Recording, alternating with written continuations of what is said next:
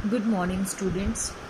कल हमने अपने स्टैटिस्टिक्स का मीनिंग दो सेंस में किया था, आपको बताया था। प्लूरल सेंस होती है, एक सिंगुलर सेंस होती है। सिंगुलर सेंस में हमारे जब हमें डाटा को कलेक्ट करना होता है तो हम उस डाटा को कैसे कलेक्ट करते हैं, कैसे रिप्रेजेंट करते हैं, वो दिखाते हैं। और प्लूरल सेंस में हमने क्या दिखाया था? प्लूरल सेंस में दिखाया था कि अगर हमें अपना डाटा जो है वो किस फॉर्म में होता है, सारा न्यूमेरिकल फॉर्म में होता है।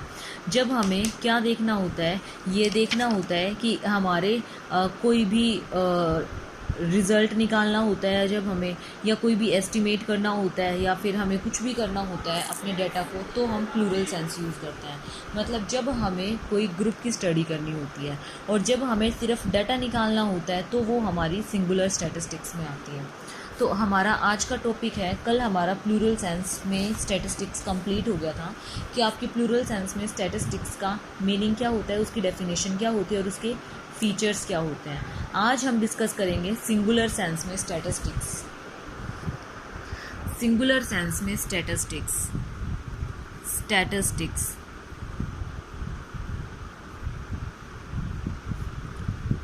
A singular noun. स्टैटिस्टिक्स जो है वो एक सिंगुलर नाउन है। इसके अंदर क्या होता है, आप इसके अंदर अपने स्टैटिस्टिक्स के मेथड्स और आपके जितने भी आपकी विज्ञान होती है, साइंस होती है, वो सारी यूज़ होती है। आपको पता है ना साइंस क्या होती है? साइंस में आपके रूल्स एंड रेगुलेशंस आते हैं। जैसे आप कोई भी चीज़ इकट्ठी करते हो तो आप किस तरीके से करते हो, किस मेथड से करते हो, वो सारी चीज़ें आती हैं। अब आपको डाटा कलेक्ट करना है इसमें, तो डाटा आप किस मेथड से करोगे, कौन से मेथड से करोगे, कौन से मेथड से नहीं करोगे, वो सारी चीज़ें हम इसके अंदर डिस्कस करेंगे।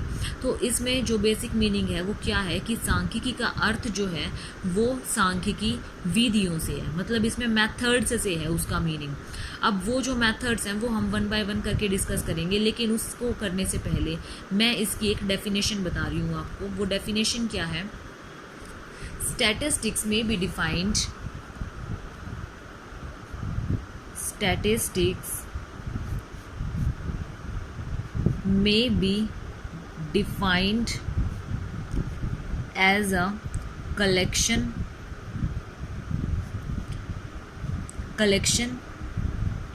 presentation, analysis and interpretation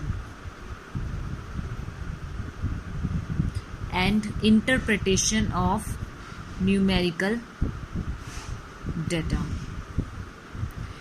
इसके अंदर क्या है कि हम अपने जो भी हमारे स्टैटिस्टिक्स हैं उसमें हम क्या करते हैं, सबसे पहले अपने डाटा को कलेक्ट करते हैं, फिर उसको ऑर्गेनाइज करते हैं, व्यवस्थित रूप में उसको इकट्ठा करते हैं पहले तो, फिर उसको व्यवस्थित रूप में लगाते हैं, फिर उसको रिप्रेजेंट करते हैं, फिर उसको एनालाइज करते हैं कि वो ठीक है या नहीं है, और फिर उसके बारे में क्या निकालते हैं, हम रिजल्ट निकालते हैं। जैसे आपके एग्जाम्स होते हैं, एग्जाम्स में सबसे पहले क्या किया जाता है, पेपर कलेक्ट किए जाते हैं, डाटा कलेक्ट किया जाता है।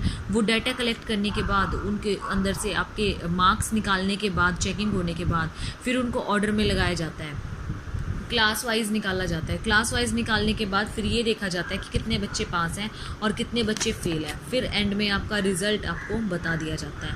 तो वो क्या होता है, आपकी स्टैटिस्टिक्स के अंदर आता है। अब आपकी स्टैटिस्टिक्स के अंदर कुछ स्टेजेस दे रखी हैं आपकी स्टैटिस्टिक्स को स्टडी करने के लिए। वो स्टेजेस कौन सी हैं वो मैं बता देती हूँ आपको वन बाय वन करके। जो हमने इसकी डेफिनेशन में पढ़ा है उसी के थ्रू उसी से हम इसकी स्टेजेस निकालेंगे। आपका अगला टॉपिक है स्टेजेस ऑफ स्टैटिस्टिक्स।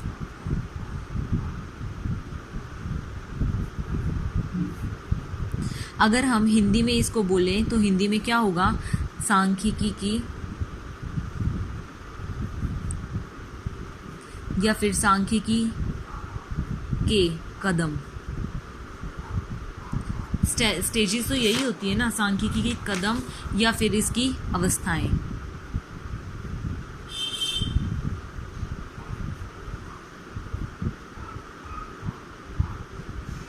कि इसकी अवस्थाएं कौन कौन सी होती हैं। तो हमारा फर्स्ट पॉइंट आता है हमारे पास, कलेक्शन ऑफ डाटा।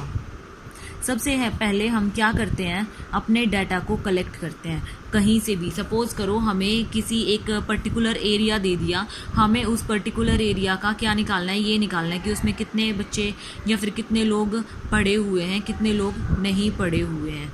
तो वो निकालने के लिए हमें सबसे पहले क्या करना पड़ेगा, आंकड़ों का संकलन करना पड़ेगा, मतलब उनको एकत्रित करना पड़ेगा, इकट्ठा करना पड़ेगा।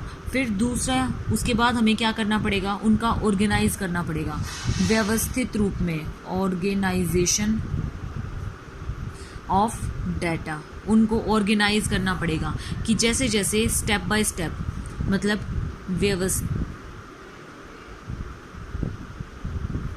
व्यवस्थितीकरण,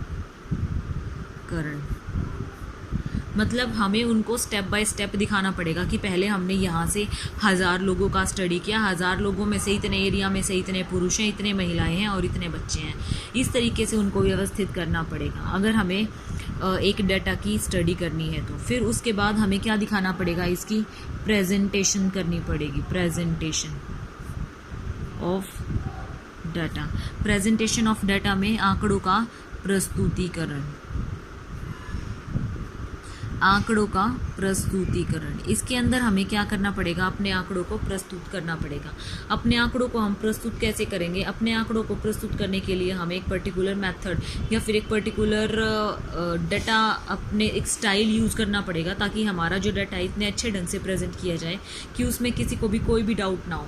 फिर आता है हमारा fourth, analysis of data. Analysis of data के अंदर मतलब आंकड़ों का विश्लेषण, कि हमने जो आंकड़े एकत्रित किए हैं वो आंकड़े ठीक हैं या नहीं हैं, उनका विश्लेषण करेंगे कि वो हमने जो निकाले हैं, हम जो घर घर जाके हम पूछ के आए हैं, हमने जो इकट्ठा किया है क्या वो सब ठीक है या नहीं है, फिर हम ये देखेंगे। फिर अगला आता है interpretation of data. Interpretation of data के अंदर हमारा क्या आएगा, इंटरप्रिटेशन ऑफ डाटा के अंदर हिंदी में इसे बोलते हैं आंकड़ों का निर्वचन, आंकड़ों का निर्वचन। इसके अंदर हम क्या देखेंगे, इसके अंदर हम ये देखेंगे कि जो भी आंकड़े हमने छाटे हैं, हमने निकाले हैं, फिर उनको ऑर्गेनाइज किया, फिर उनको दिखाया, फिर उनका विश्लेषण किया, अब ये दिखाएंगे, अब ये निकालेंगे कि हमारा जो हमने आंकड़े इकट्ठे किए उनका विश्लेषण करके जो हमारा रिजल्ट निकलना था क्या वो रिजल्ट निकला है या नहीं है। फिर उनका क्या करेंगे, हम उनका निर्वाचन करेंगे, मतलब हम उनके बारे में निष्कर्ष निकाल लेंगे क्या वो ठीक है या वो गलत है, ये करेंगे हम इसमें सबसे पहले फिर से एक बार रिपीट कर देती हूँ। सबसे पहले हम क्या करेंगे, आंकड़ों को इकट्ठा करेंगे। फिर उसके बाद हम इसमें क्या करेंगे, आंकड़ों को इकट्ठा करने के बाद उसको एक क्रम में लगाएंगे, स्टेप बाय स्टेप क्रम में लगाएंगे।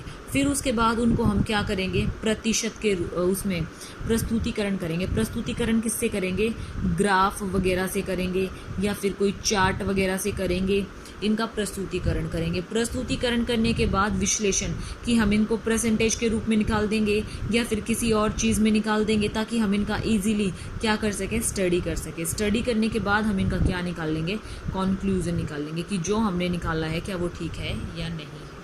ये थी हमारी stage of statistics. Stages of statistics के बाद अगला टॉपिक आता है हमारा स्कोप्स ऑफ स्टैटिस्टिक्स। अब वो हम अपनी नेक्स्ट वीडियो में करेंगे। आज के लिए स्टूडेंट्स इस टॉपिक में इतना ही था। अब हम अपना नेक्स्ट टॉपिक स्टार्ट करते हैं, स्कोप ऑफ स्टैटिस्टिक्स। वो हम अगली वीडियो में करेंगे।